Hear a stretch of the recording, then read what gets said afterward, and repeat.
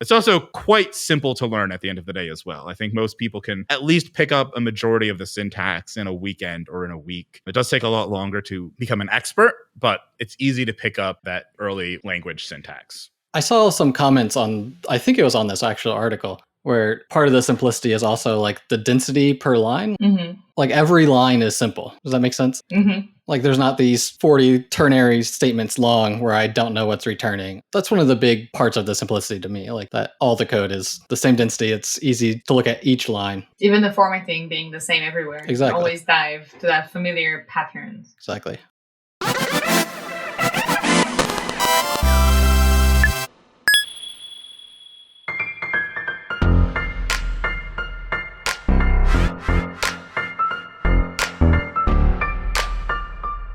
Let's do it. It's go time. Welcome to Go Time, your source for diverse discussions from around the Go community. We record live on Tuesdays at 3 p.m. U.S. Eastern Time. Subscribe at youtube.com/changelog so you don't miss it. And don't forget to follow the show on Twitter at GoTimeFM. Special thanks to our partners at Fastly for shipping our shows super fast to wherever you listen. Check them out at fastly.com. Okay, here we go.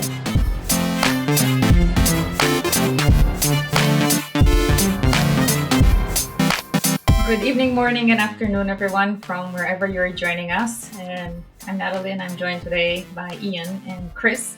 Hello. Hello. How's it going? Good. How are you all doing? Doing well. It's a beautiful but very warm day, the end of May. It's like 90 degrees outside, so It's quite sweltering. Here, it's freezing. It's a single-digit Celsius this morning. Oh. Which is not far from snow, but far enough for it definitely not to happen. So today, this episode is our news episode, and you can see that because I'm holding a pen and I see always news anchors do that. So we will be talking about what is new and interesting in the Go world, and we'll cover 4 interesting things from the recent news with my interpreters for the field of Go. There goes the pen. Okay, so first thing that many of us probably saw in an email or an announcement or in a tweet is that GopherCon US is moving from Florida to Chicago, and from the end of September to the beginning of October, specifically October 6th through 8th. And the reason of that being is that in Florida, recent 2 bills were passed or in progress of passing. Keep me honest, I'm not from the US. One is about what parents can say and not say, or schools can say in the context of gay people. I take that from the name Don't Say Gay. And the second one is a law about abortions that when things pass, then in Florida, this will be not allowed starting week 15. Yeah. So for those of us from not the US, can you say how much of my knowledge is up to date or correct? Yeah, the Don't Say Gay bill, I think, it has been passed in Florida.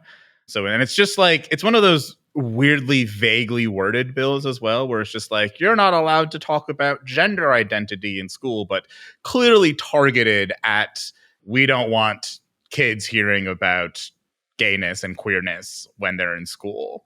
So yeah, that's definitely happening. And yeah, there's a lot of just many states are attempting to pass abortion bans. Many states in the South, but yeah, and in their announcement, they went over both those things and said, this is part of the reason why we're moving venues. As a conference organizer myself, I can say that this is definitely an expensive decision. Just not doing a conference in the place where we plan to do it due to simple reason like COVID back in 2020, that was a huge headache and a definite financial implications to that. So I can only imagine what is it like in the US. What are your thoughts on that? I think this is a good move. I think it's representative of our community, and I think it's kind of brave of them to do it despite the cost, and looking forward to going to Chicago. Fingers crossed as well that by the time October rolls around that we're not in the middle of another spike with COVID, because I think that'll also be a thing that people have to kind of like wonder about now, because it felt like we were kind of through all of this, and they did an announcement kind of bring up like one of the reasons they wanted to leave Florida as well is like the kind of lackluster, to put it nicely, response that Florida had to the pandemic and how absolutely crazy things got down there. So I think it's the same sort of thing of like, okay, well, even if it's in Chicago, if there's still like, we have a giant COVID spike and a lot of our travelers are international, like Are they going to be able to get into the country? If they do, are they going to be able to get back into their home countries easily? So there's like a lot of questions around like in-person conferences. But I am excited that they are still trying to do an in-person conference at the end of the day. I'm glad it's not just like, okay, well, we can't do it in Florida, so we're going to do another virtual conference like we did last year. I think it's good that they're trying to do an in-person thing. Yeah, I do realize that like in-person conferences are a huge risk. I think we just saw that with like the Kubernetes conference and all that. But there is not a replacement for the in-person. I wouldn't know you, Kris, if I didn't go to one of these conferences, you know, like there's just not a replacement for it. So I am excited that they're trying to do it. Yeah. And hopefully in future years, we won't have as many problems with COVID, at least. Yeah. So I heard about the Google DDoS. What happened? For those who have not read about that. Yeah, so apparently this is a knock-on effect of the design of modules. So for those of you that don't know how the internals of... I hear your sigh, Ian. So for those of you that don't know, like what came with the module system is we got this thing of module proxies. And there's the big one that, you know, everybody uses by default that's owned and operated by Google. And essentially what it's doing is it's going out and it's doing a full Git clone of repositories that are in the module proxy index. And there's this one Git hosting site called, SourceHut. And they've been getting about 5% of their overall traffic is just the Go module proxy hitting them and downloading the Go Git repositories that are hosted on their service, which is a tremendous amount of traffic. And at the end of the day, like the thing you pay for, I think, more than anything else when you're hosting Git is bandwidth and is traffic. So basically, they're just getting DDoSed every day by this module proxy that exists. And I think this is another thing. I promise I'll get off my inclusion soapbox eventually. But this person didn't just like write a blog post whining about this. They did try and actually go to the maintainers of Go and be like, hey, can you please fix this? And they were basically told, this isn't a priority. We're not going to do anything about this. Sorry. They're kind of just stuck like paying all of these costs at the end of the day for this bandwidth because they can't just like block the Go module proxy because then any Git repositories that are hosted there just would kind of stop working. Like they wouldn't get updates or things like that. Yeah. Google's answer to this is like, hey, email us and give us your domain and we'll block the periodic refresh to your servers. Like we'll stop doing that. But you have to submit a ticket or email us or it doesn't seem scalable. Or DDoS with requests. Exactly. And Kris, you said it was a result of the module system. I'm not sure I totally agree with that take. I think it's more a result of however Google has under the hood created this proxy. But yeah, we're SourceHut is seeing multiple requests for the same module like multiple times a minute. So obviously there is some redundant traffic happening that does not need to be probably at the end of the day. I think you're right there that it's not part of modules, but I feel like if modules had been designed slightly differently, so it's like modules at the end of the day are designed to be like agnostic of like Git or any of this stuff. So I feel like it's like a small failing there that like the proxies weren't designed in a way that didn't need to like depend on Git as much as they are. Or maybe my knowledge of the internals of modules is kind of old and rusty. So maybe it is designed in this way. Maybe it truly is just Google's proxy that is a problem that needs to get fixed. But either way, it's like this type of stuff. Like if you wanted to kind of like self-host your own Git, your own modules via Git repository, like this is going to hit you and you're going to have to pay the cost of this thing just coming back and just doing useless pulls of your Git repositories. That's just going to, especially if you have large projects, it's going to cost you a lot of money. And that way, it's a kind of like, if you're someone that doesn't necessarily want to put all your stuff on GitHub or you don't want to put it on GitLab or any of these other centrally hosted services, you're kind of just stuck, I guess, like dealing with this extra cost. It's like a tax that you have to pay for not wanting to be part of like a centralized platform. To me, this kind of brings up the issue, like, why is the module proxy controlled by Google? Why is it closed sourced? Why can't we go look and see why this traffic is happening? Like, it seems at odds with kind of the principles of our community. Yeah, which is really weird too, because I remember in the early days, there was Athens, there were all these other projects that are still around, but just not nearly as active that were there. So it does feel a little weird that it's just like this piece of infrastructure is owned and operated by Google. I mean, I think there's also plenty of other companies that would be happy to help operate this, because at the end of the day, it's not just like Google that uses Go. It's also, I think as pointed out in one of the other articles we're going to talk about today, like every cloud provider has Go at their core. So there's no reason why we couldn't have a module proxy by Microsoft or by Amazon or even by some of the other CDNs like Fastly. To me as a Gopher, it feels weird that like Google has used its position to put something into the Go ecosystem that people can't really change. Like people can change it, but they just don't know about it. So by using Go by default, you're just opting into this module proxy when they could have done it a different way. They could have said, okay, well, they could have suggested that you use the Go proxy, the Google proxy, or like given you some options or done anything, but they just chose to do it this way, which kind of sucks too, because I was always one of those Gophers that like defended Go to such a high degree, because I was like, Google does not control Go. Like, look at all of these people that are contributors to Go, like the people that can actually submit +2 a code review. The majority of them don't work at Google, although now that is also a thing that is dead and you can't do that anymore. You can still +2, but you can't actually get the merge approved without having a Google employee sign off on it. So there's like these steps that have been happening that just make it feel like Google is trying to wrangle control over Go again, which just doesn't really feel good for an open source community project, especially when the answer to, hey, there are these problems with this thing that you built that you are unintentionally forcing everybody to use is, well, sorry, we aren't going to put in the resources to actually fix that problem for you.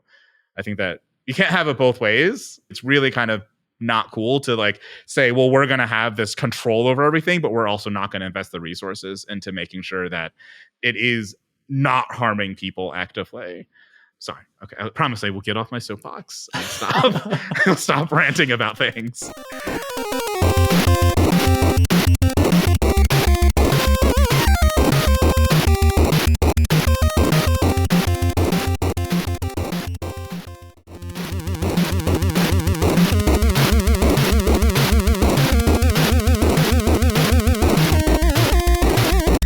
Next thing we will chat about is the article that reflects about Go and was written by the 5 creators at the Association of Computer Machinery magazine. And that article was recapping who were the early users of Go, why the users chose to stay, and what were the design decisions that made Go what it is. And for anybody who's familiar with the language, you're probably not going to hear anything new, but it's still interesting to recap this. So who do you see the early users? Why did they come? What did they like about the language? There's one thing I want to point out real quick before we jump into it, is that I did find it interesting that like Russ Cox and Ian Slance-Taylor are included here as like the core people that helped create the language. Because I think it's always like, when you think about it, you think it's like, okay, Rob Pike, Robert Griesmer, Ken Thompson, those are the creators of Go. So I think it's nice that some of those people that did a lot of the early work, like, the reason we have a bootstrapped compiler is because Russ spent a lot of time figuring out how to get all of this massive C code base into Go. So I do want to call out that it's really cool that they included these other 2 people that have been hugely influential on Go from the beginning.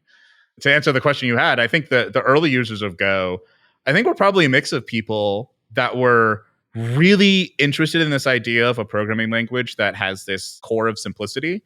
I think around the same time the early versions of Go started to become popular was the same time that Rich Hickey had his talk called Simple Made Easy. And there was a lot of thought in the software engineering ecosystem and world about like, how do we simplify software? How do we make it easier to build things and not have all of this complexity that comes with other languages? So I think, at least I know for myself and a bunch of people I know, like that was one of the things that drew us to Go in the early days.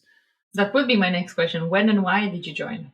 Ian, you want to take that first? Sure, I think... I wanted to hear Ian's first. If you want to answer, then also, if you want to share in addition, who do you recognize as the early users would be interesting too.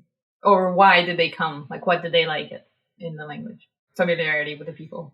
Yeah, so I don't have much familiar, I can't even say the word, with the people. I think I came to Go a little bit later, like Go 1.8 maybe, 1.5, something like that. And the way I came to it is basically my company said, hey, you got the choice between Go and C#, and, went Go. I mean, for a lot of the same reasons, right? Like just the simplicity and the, Yeah. Yeah.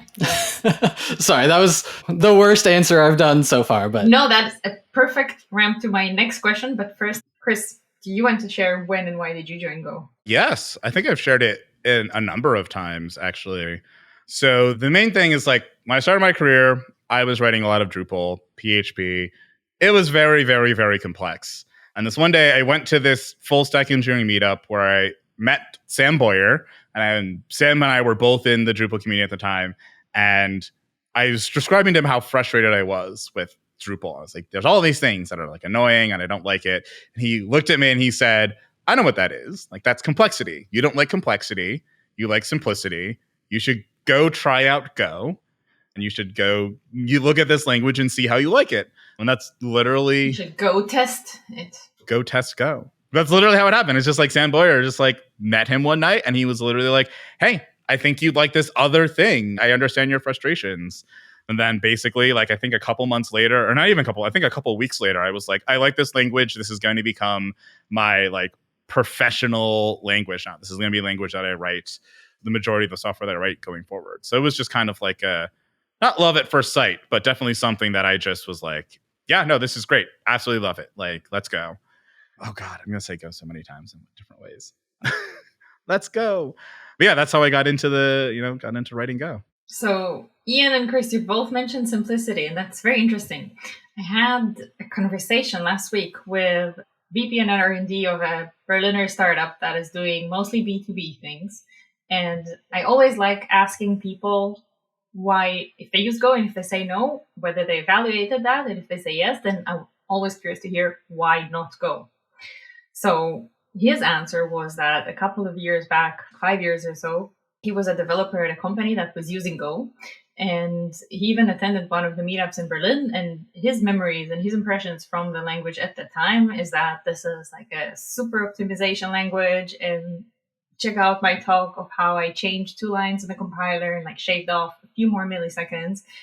And then he said, and overall, like, yes, we have SLAs. We're way, way far from that. So we don't need the fanciness of Go. We went for something simple, like Python.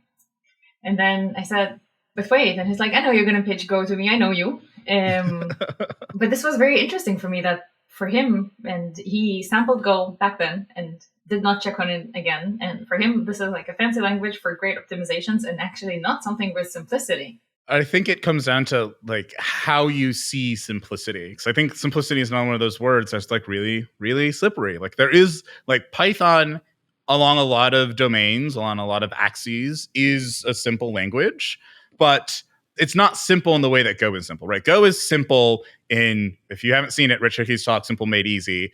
Very, very good talk. And I think it kind of defines it well, is that like simplicity doesn't necessarily mean that it's easy or that you can get started quickly. In fact, simplicity a lot of time means that you're going to wind up getting started slower, but it means in the long run, things remain simple. That it's harder to introduce complexity, right? It's simplicity as anti-complexity. And I think if you look at most other languages, you wind up with like just lots of complexity after a few hours or days of coding. Whereas in Go, I found that it's like the language pushes back on you a lot if you try and do things in an overly complex way. Like I think like for a lot of years, there was this kind of marketing of Go as like, oh, we have Go routines and channels. I remember even myself sitting down and writing like tons of code with channels all over the place. And it felt awful, like absolutely awful. And I was like, oh, I've made this mistake. I will not make this mistake again. Channels should be used judiciously. They should not be just sprinkled all throughout your code base. And I learned that lesson and I haven't done that since. And I think other languages probably would have made it so that you could keep just using channels everywhere because like, hey, this is like a core feature of the language. It's like a nice thing. We'll just like bolt some more features onto channels. Like I think there's been multiple proposals to like make things like error handling with channels easier. And it's just like, no, because that will violate the higher level simplicity of Go as a whole. Like channels are meant to be this simple object. And if it doesn't fit your use case, you're probably using the wrong thing. And there might be something else that's a better fit for you. So it's simple in that way, not necessarily that it's like simple to get started with or simple to bootstrap an application with. There are certainly other languages that are easier for that. It's also quite simple to learn at the end of the day as well. I think most people can at least pick up a majority of the syntax in a weekend or in a week. It does take a lot longer to become an expert, but it's easy to pick up that early like language syntax. I saw some comments on, I think it was on this actual article, where part of the simplicity is also like the density per line. Like every line is simple. Does that make sense? Like there's not these 40 ternary statements long where I don't know what's returning. That's one of the big parts of the simplicity to me, like, is that all the code is the same density. It's easy to look at each line. Like, even the formatting being the same everywhere. Exactly. Always dive to that familiar pattern. Exactly. And they kind of talk about that in the article where they say part of the reason it stayed around is the environment, right? Like all the great tooling, all the great like Go format, Go. Yeah, I remember, I don't know if it was a talk Andrew Duran gave or if I was like just talking to him, but I remember this comment he made about, no, I think it definitely was in one of his talks where he was talking about how like they went and looked at like a bunch of Go on GitHub, and I found out that all the open source Go they could see, like 98% of it had been Go fumped already, so it was like already in that nice format. I remember that being another one of those early things that I was like, yes, this is nice. Like it was novel, very novel at the time for a language to ship with a formatter that was just very easy to run and that you were expected to run. And there's no negotiation. It's like, oh, but I like to put brackets on the next line. Well, too bad. You're not allowed to do that. And if you do that, someone else will just run go fumped in the code base and will just correct it. So like, there's a lot of like, that's another element of simplicity there, because then it's like, you go to any code base, you find a GitHub and you can just read it. You're not annoyed because like the brackets are on different lines or like there's some other spacing issue that you don't like that you would prefer to be a different way. It's like, no, this is just the way that Go looks. So I definitely agree with them that like, yeah, the tooling around Go is absolutely one of the things that kind of solidified it in the ecosystem. Yeah, I'm doing these days more Python than Go, unfortunately. And one of the reasons is that, as you mentioned, Kris, that this is a quick language to just ship things fast and then later deal with the consequences. Not necessarily very happy with that, but disagree and commit.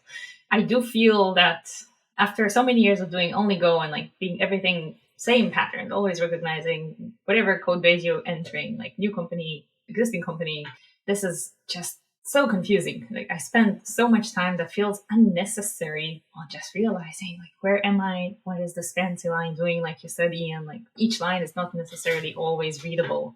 And this is not because a bad developer wrote that. It's just because it's not necessarily a thing in many languages, not just Python. And I think that also the fact that Go is so consistent and always looks the same is very useful when we are in this stage where tools like Copilot are being introduced into our world as developers. This is something that is super easy to use with Go because it will always do the right thing. But with different languages like Python, it will sometimes do the right thing. Sometimes it will be like a mix of this is too much, like two different input. Here's something that is a mix but doesn't really work, or just does not fit the code base. So it's also one of the reasons I personally think that languages like Go will survive going forward, and other languages that are more mix of things will slowly go away. Yeah, that's a great point with like the Copilot. Like I hadn't thought about like using Copilot in a different language and it just spits out code and you're like, what is this? You're from a different story. That's just not how I do it. Yeah. Yeah.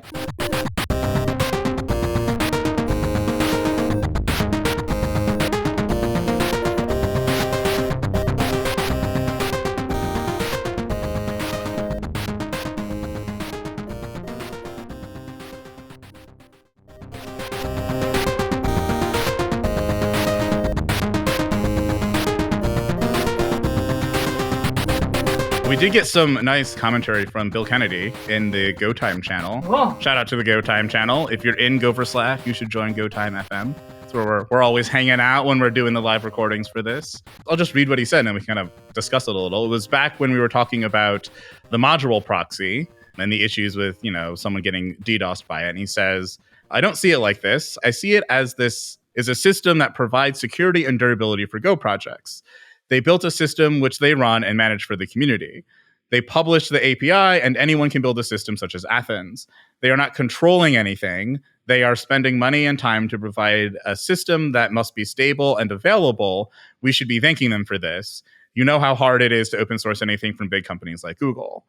And I do understand that sentiment. Like, I think I agree with Bill there. Like, I am happy that this exists. I think that for the community at large, this is great. Like, having a module proxy, making it so that you don't have to configure it is absolutely fantastic. Like, I see how they arrived at the decision to just include it in the, default Go binary that ships. And I think we should be, thankful and happy for them for building this. I do have another thought on this, but I want to give Ian, Natalie, if you want to also respond to this a little bit. Yeah, I do think it's like really easy to forget how much like monetary support these big companies do provide like communities like Go, right? And I do think we should be grateful in some regards, but like in other regards, they're not doing this solely out of like goodwill. Philanthropy. Yeah, exactly. They are getting something in return, right? Like having Go as a strong community provides them programmers they can hire, expands the job pool. It does a lot of different things for Google. So I also don't want to forget that it's also a benefit for them to have a strong community. We should appreciate the support. And also, it's a good point of having something that is the stable thing to go to. Pros and cons. Yeah. So I think my larger take on this is that I do agree we should be thankful for them for putting out the effort to do this. But I also think that when it comes to underrepresented communities or underrepresented people, we're always like a small minority of things. So whenever something like this happens and like it's a small minority of people that get affected, like often people like it's just swept under the rug that this is a problem for some people. Like I mentioned, like small entrepreneurs or people that just want like they have like ethical or moral or they just feel strongly about not centrally hosting things. Like this is a cost for them. And as a community, by Google doing this, we've said to them, you get to pay an extra tax for this, which is a way of saying to people, you're not as welcome in our community. Which, if that's something we want to say because it's better for the greater good of Go, I think that's a fine thing. Like, that's a trade-off we can make. But I think the thing I was trying to point out here is that this is like an actual trade-off that happens at the end of the day. And big companies have a habit of doing this sort of thing and harming underrepresented communities by doing this sort of thing.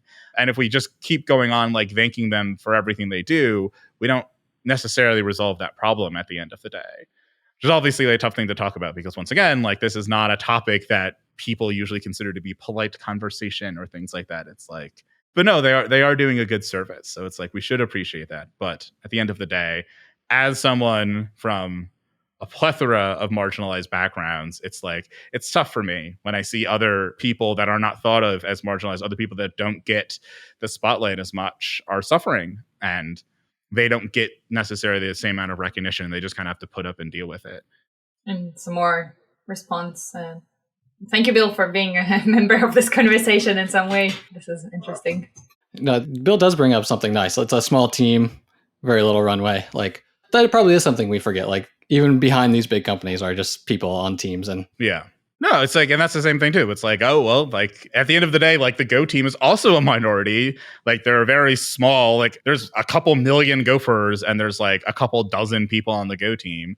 So it's like they need to be prioritized as well. And what they can do needs to be prioritized as well. So it's like, I think at the end of the day, what I'm trying to express here is that there is no simple or easy answer to this question.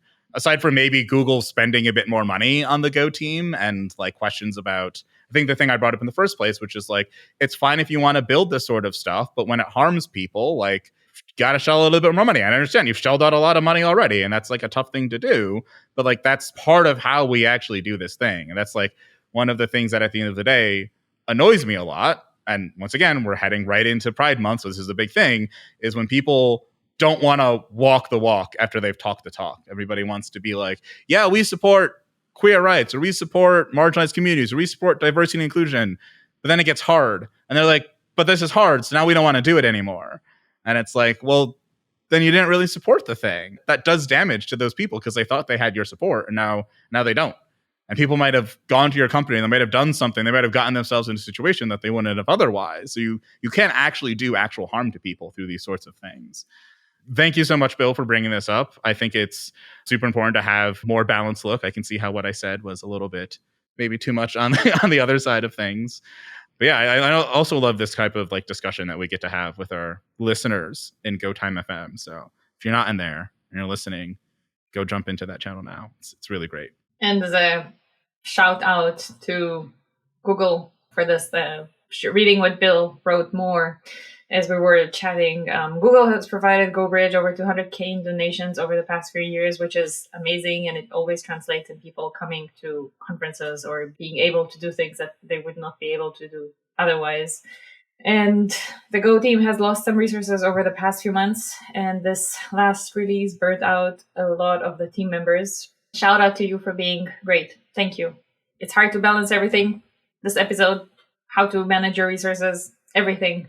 Engineering is all about trade-offs. Yeah. And we do have one more topic that we want to get to, which can maybe act as a potentially unpopular opinion, maybe yes, maybe not. The recent proposal by Thomas Eckert on lightweight anonymous function syntax. He pointed it out to us. I don't know if he made the actual proposal, though. Definitely worth He sent it to us. Checking again before I'm saying wrong things. Thank you for pointing this out. Maybe this can be corrected afterwards. This proposal seems back in the milieu. Let's chat about that in our remaining 5 minutes. Yes, I think this proposal is getting a lot of conversation because it's somewhat polarizing. Would you agree with that? Some people love it, some people hate it. That's why it's made our way to be our somewhat of an unpopular opinion for today, given it's all host today. Personally, I am a fan. I mean, especially the part that Robert Griesmer's done in the last 12 days, I love this. I think before I would have been kind of against it, but I think once again, used appropriately, used judiciously, I think this could help clean up a lot of code. There's definitely some things I've done before where I'm just okay, I'm writing all of this boilerplate function definition stuff, and I have the actual boilerplate makes up more of the function than the actual function-y parts of the function. Should we take a second and explain what this proposal actually is? Yes. Yes. And mention, thanks to Bill's feedback, that this is an old feature request that recently resurfaced. Yeah. Yes. So basically, Robert Griesmer, in this issue, which we'll have linked, brought up this idea of having basically a more concise way to define functions. So similar to the fat arrow syntax that is in JavaScript. And he basically gave us gives kind of two different examples of how to do this. Mostly either eliding the func keyword and having a fat arrow, or keeping the func keyword and removing parentheses around the arguments. And then also as a secondary part that's not something you have to do as part of this, but is related, is removing return, or not having to specify return if there's a single value that's being returned from one of these, more compact functions. I am 100% against ever having implicit returns. There should never be a return without the return keyword, even in these small anonymous functions. I would say no to this proposal, all the way, just on that single point. Yeah, maybe this will be an unpopular opinion, because I don't know. When I look at the examples and I look at that code, I can obviously see maybe if it was also just if it's multi-line, you're not allowed to not specify the return. But when I look at this compact code, I'm oh, but this is it gets to the point so much quicker. I understand it so much easier. But I can also see how it could be just you shouldn't have naked returns where you don't specify the return values because you've defined them in the function definition. I think that if you have a longer, more than one line, or more than maybe a couple lines, you should have to specify the return. So I think it will, that's one of the things. I don't know if it's, I think, in JavaScript, you don't have to specify the return. It'll just return the last thing. And that's always confusing to me, because I'm just where is this return value? I'm oh, right. It just does it magically for you. There's some talk in the issue on GitHub about kind of changing the syntax so you can just not specify the function parameter types or return types, just the names instead. I think that actually goes quite a ways to get there. We already allow for some of the generic stuff. You can omit generic types. You can all this. So I'm not sure it takes away too much from understanding, but I do think it's a slippery slope here, right? We got to be careful not to make things opaque. To summarize this, I want to read yet another message from Bill, which I really like. Let's not make things easy to do. Let's focus on making things easy to understand. This circles back very nicely to our previous conversation about simplicity and how nice it is in Go. I like that about the language. It's great to keep, for sure. Let's say we had the tune for unpopular opinion now. Kind of discussed that, although it was quite popular, but there's all sorts of opinions out there. And This has been an interesting hour. I think it's the first time we tried this format, at least from what I know, that we're kind of not going for a topic and discussing, but actually just going over what happened recently. I feel like we should have more of these, like, nice little, let's do some coverage of Go News and talk about things. And although hopefully in the future, it's not me being on a soapbox. So what is a soapbox? For those who those who still reside outside of the US. A soapbox, quite literally, it's like an actual like crate they used to ship soap in. But the terminology comes from when you used to have like a little like town square where someone wanted to give a speech. Like a Hyde Park thing. They would put a soapbox down and stand on top of it so they could be above everybody else so everybody could hear them in the crowd. Mm-hmm. So it's like when you get up on a soapbox, you're kind of like preaching or basically like talking to a gathering of people. Lots of learnings in today's episode. Thank you. Yeah, I like the diversity of this panel too, because it's like we got you who's not in the US and has never lived in the US, so you're like not in tune with this stuff. So it's like we got two people from the US. Although I thought I do speak some American, but nope, not enough. There's a lot of American to learn. I think there's some people in America that don't speak American, so. Kris and Ian and everybody who listened, thank you very much for joining. It was a great conversation, and see you next week.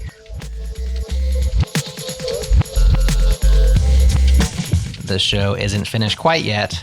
We wanted to flow you through the news stories, but the gang had an extended discussion around conferences, what it means to be family friendly, and how organizers can speak inclusively about perks for partners. That's coming up next, but we do want to thank our longtime partners at Fastly for making sure GoTime reaches you super fast wherever you listen. Thanks also to our Beat Freakin' residents, Breakmaster Cylinder, and thank you for listening. We appreciate you spending time with us. That's all from me. I'll talk to you next time on GoTime.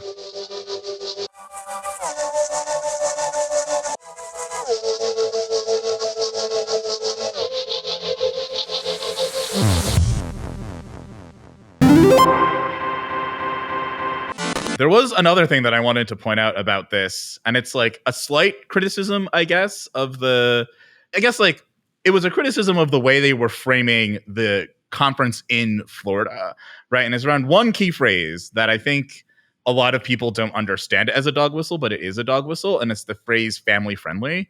And I've seen it pop up a bunch of times in the Go community. Mm-hmm. So I want to have like a little bit of a conversation around that because it's one of those like diversity inclusion things that I think is like super important that we actually talk about. But for those listeners who don't know, family friendly in the United States is a conservative dog whistle. And if you don't know what a dog whistle is, it's basically a way of like saying something that seems innocent, but is a way of basically like crying out or rallying people that support you. It's a dog whistle for the conservatives that is basically anti-queer, anti-trans. It's the justification that a lot of states' legislatures have used for bathroom bills and for even things like the Don't Say Gay bill in Florida. So it's kind of startling to see that in a post about, we're trying to be more inclusive, we're trying to be more welcoming of people, but then to just have that kind of anti-queer thing sticking in the middle of it, it's just kind of like, whoa, okay, like this is sending some mixed signals here, some mixed messaging. So I don't know, I'd like to like chat about that a little bit and get maybe your perspective, Natalie, as someone who's like not in the US, who's someone that probably hasn't heard this stuff before. Yeah, we were just briefly chatting before the beginning of this episode, and when this came up, I told you, Kris, that I was surprised to learn that. Definitely, as much as I interact with the US in my free time and in my professional time, somehow this went over my head. This term being signaling something like this. And I was also sharing with you that we were, GopherCon Europe, we're planning to have the space and setup that is accommodating for families, accommodating for people to bring one partner, whatever gender it's from, multiple partners, kids, and so on. So until probably now, we were talking about this between us in the organizers team as making this a family-friendly conference. So it's like I learned something today. Thank you. What is a better word to use to describe this type of setup? I feel like either just pointing out that like childcare is available, I think is one way of doing it. Like, hey, we have childcare, or just being like, child friendly, or like kids are welcome, or something like that. Just make it like actually about the thing that you're trying to include, right? Because you're trying to say like, hey, if you have kids and like you don't want to leave your partner at home with the kids, because that's a lot of burden on them, just bring them with you, and we'll have spaces available to make it so it doesn't just feel like, oh, hey, you're just like in this space with your kids now and you don't get to like enjoy the space. So I think it's like you're thinking about people that have that type of family situation and wanting to welcome them into the space. So I think just pointing out like kid friendly or kids are welcome is a good stepping stone there, a good first step.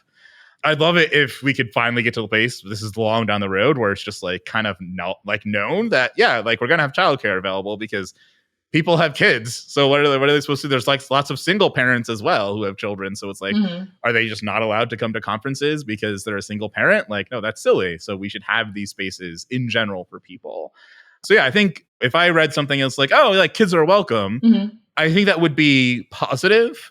I think it's like a tough balance at the end of the day as well, though, because like whenever you choose to kind of put the spotlight on something, you will always unintentionally kind of move the spotlight away from other things.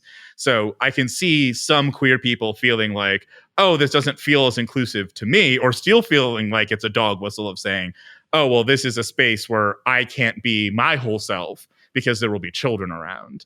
So there's always this like weird, delicate balance that needs to be struck. But I think in general, it is good to have spaces to have childcare and have those sorts of things because it is necessary for a large swath of the population. I have multiple follow-up questions. Go for it. It's probably a very safe assumption to say that this word or this phrase in the announcement of GopherCon does not mean that, in my opinion. But I am not part of the queer community. What do you think? My opinion here is only a small thing, not being part of that, and this is not signaling to me. Yeah, it's definitely not intentional. I know the people that organize GopherCon. I've been a conference chair before. Like, I do not think in any way that this was like an intentional, we're trying to include people. I mean, it'd be like stupid if it was anyway, because they're saying we're moving out of Florida because like of this bill that's anti-queer. So I know they're not intentionally trying to do it, which is, good. But I think it's that unintentional side effect that these types of things tend to have on people that we have to start watching out for. At the end of the day, being inclusive is more than just trying and more of what your intentions are. It's what your impact is at the end of the day as well. So avoiding these types of things. Like there was a similar problem, it might still be, I haven't checked up on it recently, but with the Gopher Slack where there was this real name policy, which is also another anti-queer, anti-trans signal that happens. Because, a lot of people that are trans don't go by their quote unquote real name or like whatever you would call it, like whatever is a real name. And then what does real name even mean? Exactly. So it's like those policies are also like dog whistles to conservatives saying, oh, yeah, you're welcome here. We're trying to like make sure that like the trans people aren't in this space because we make it more difficult for them to exist in it. It's always a difficult thing because I know at the end of the day, these people, their thoughts are in the right place. Their intentions are in the right place. It's just making sure that we have the impact at the end of the day that matches those intentions. Just calling things like this out a little bit, or some people calling in like this isn't meant to be art, like attacking GopherCon or anything, obviously, or Gopher Slack, but just, kind of pointing out to people like, hey, you should probably avoid these types of phrases in the future. And you should probably get some more queer representation in the room when you're crafting these types of things as well. Because I don't know if there's many queer people that would have saw the words family friendly for a conference based in the US and would not have raised their hand and said, hi, like this is a problematic phrase. We should probably use something else. Yeah. Another interesting thing to discuss is when you say, I don't know how to phrase that, the dry meaning of family friendly. Does it mean friendly for families that don't have kids? Can you bring a partner? Or if you have multiple, can you bring your partners? Is that part of what people would have in mind when saying that? And I can share that our thoughts in organizing the GopherCon Europe is actually giving something like we have not done this yet. We're still considering, and it would be interesting to hear what people think. But what we're considering is giving sort of a discounted ticket for partners who want to travel with their partners who do want to attend, but the partner who's not interested in go and will not be attending the conference talks will have some dedicated like space with Wi-Fi. So you can sit and have lunch with your partner, and then you both kind of split on, like you work in the same space with a person, but you only meet for coffee and lunch. Yeah. Does that include as a family thing? That's like amazing. I hope you guys actually do that, because that would be like so awesome. But I don't think in many people's minds in the US, when you say family friendly, that is what comes up. Like, I feel like, if I were to say, like, even pushing away the conservative stuff, if I hear the term family friendly, I'm specifically thinking about kids being included in this, right? Because I think in the US, there's this kind of thought that a family, it's like, oh, if you just have a partner, you're like a couple. You're not really like a family yet. You're a family once you have kids. And obviously, like, I do not personally agree with that definition of family, but I think that's like the thing that gets kind of like bashed into our minds growing up in the US is that, okay, well, you're a family once you have kids, once you have grandkids, once you have this like kind of bigger unit that's more than just you and a single partner. And I think when it comes to the, polyamorous community where, there are multiple partners and all different types of defined relationships, I don't know if there's anybody in the US that would be like, yes, when we say family friendly, we mean people that are poly. I just don't think that would be something that would be like those people would believe or think. That shouldn't be included, but I think that they wouldn't see that under the umbrella of family friendly. Ian, what are your thoughts? Yeah, I mean, I just think, especially in the United States, like, people have spent a lot of money over the last couple decades, like, promoting the idea that a family is a man, a woman, and kids. And that's part of the problem with the phrase family friendly, right? It's that it alludes to this specific ideal of what some people think like life should be. And so, yeah, I don't think when you say family friendly, it includes like partners or polyamorous people, or at least I don't think most people will think of that. I don't even know if it includes like single parents with kids, really, because that's another thing in the US. It's just kind of like not really considered a family to a portion of the country. And I think that's like kind of like why this phrase is such like an awkward one. I have another suggestion as well, if you'd like it, of just like try maybe just listing out these benefits that you have in like a prominent place of saying, hey, like, we offer discounted tickets for partners and you get like these benefits. Just like make it prominent without necessarily having to like wrap it in some phrasing. So I think that's where you get into the struggles of like trying to wrap things in phrasing. And that's where you run into a lot of these like, oh, well, these words make sense when you just kind of put them together. Like, oh, we want this to be friendly toward families. But it's like, oh, no, there's all this underlying historical terminology that we have to go deal with as a result of that. So just like, oh, no, here's some of the benefits. Call it out. Like, hey, traveling with a partner or partners, like, here's some benefits that might be useful to them. Like, here's a discounted ticket and this is what they get for it. If/when you are in a relationship, would you find it interesting to traveling with a partner who is not interested in Go? I'll defer to Ian. No, I think so. Especially if it's like in Chicago, I think a city that is popular for tourism. Like, yeah, of course. Like, especially if you're going to spend time before. Or any other conference also. Yeah, exactly. But if you're spending time before and after, I think that's a great option. But also just during the conference, I think it's a great option. I would consider it. Mm-hmm.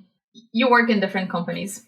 Sometimes your companies are sponsoring at those conferences, including different GopherCons. How do you see companies support such a decision? Do you expect most sponsors to say, yes, we support that, we will bear additional costs with you, we will back out, we will just stay whatever we confirmed we'll do, you handle the additional costs? What do we expect from the different sponsors to do about such a decision? Not about your employer in general, I don't know whether your employer is even a sponsor generally. What do we expect from sponsors as people who work in companies who generally support the community?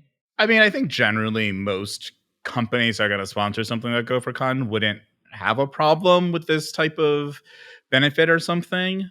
I mean, at least I hope they wouldn't. I think if they do have a problem, I think that's like a signal that like, hey, maybe this is a sponsor that you might not want to have. And that's like another, once again, when you want to be inclusive, when you want to grow a diverse community, there are sacrifices that have to be made. And sometimes that's like leaving money on the table from places that are not going to be supportive of the things that you value, right? So if you do value making it known that community members that have, say, multiple partners are welcome at the conference, and you have a sponsor that's like, well, I don't want to support that, so I'm not going to give you money for that.